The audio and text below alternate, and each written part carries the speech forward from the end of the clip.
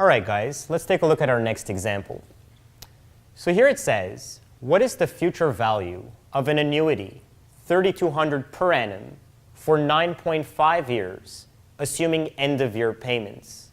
The interest rate is 10.8%. It is an effective annual rate. So when we're dealing with a TVM problem, such as this one, the very first step is simply to set up a table where we list all the TVM variables that exist. So at this point, we should be pretty familiar with these. We have PY, or payments per year, CY, or compounds per year, N, or the total number of payments, IY, or the interest rate per annum, and then present value, payment, and future value. So I'll give you guys a few seconds to set up a table kind of like this table.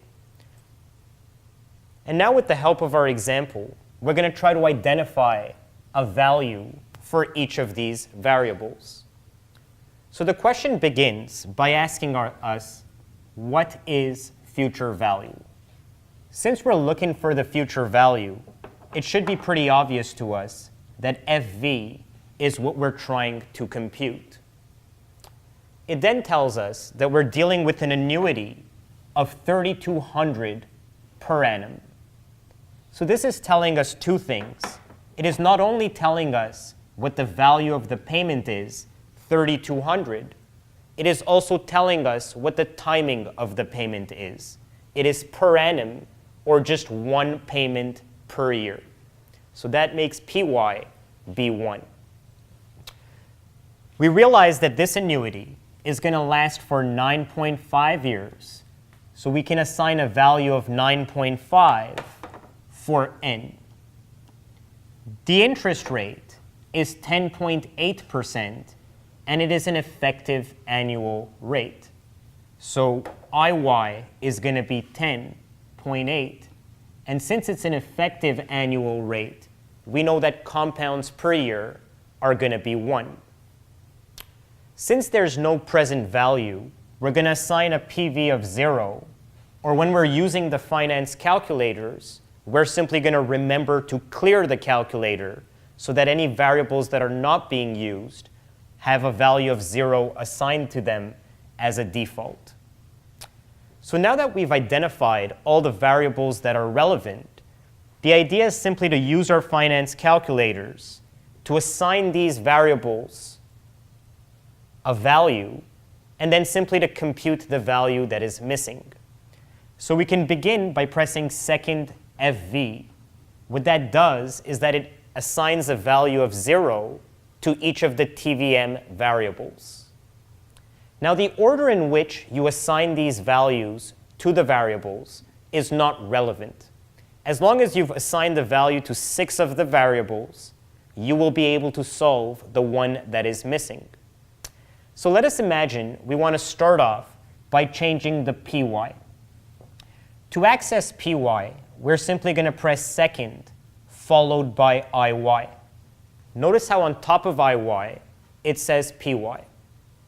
At this moment, it is going to say PY on the screen, and we're simply going to press 1, followed by Enter.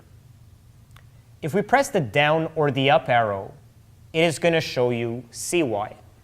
And once again, if we want a value of 1 for CY, we're simply going to press 1 followed by Enter. So now if I press the up and the down arrows, I will notice how PY and CY are both set to 1.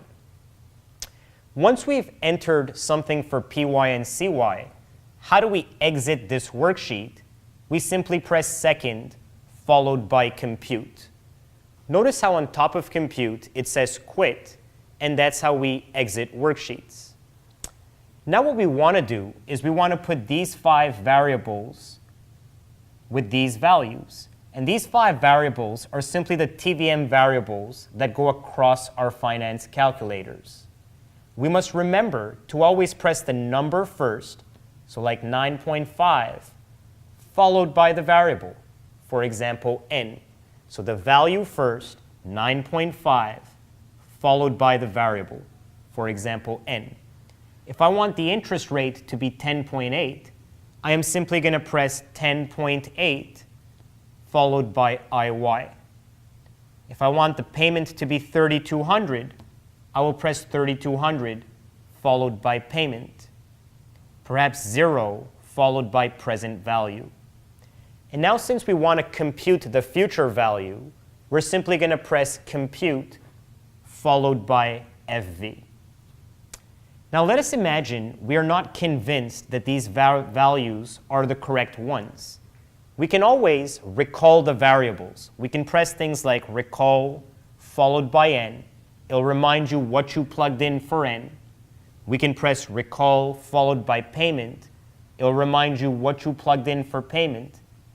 Recall IY, and then we can just compute the missing variable. So here we get an answer of 48867.53. And notice how the finance calculator switches the sign from a negative to a positive.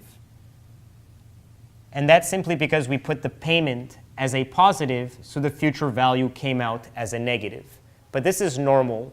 As our final answer, we'll just keep the positive version. So there we have it.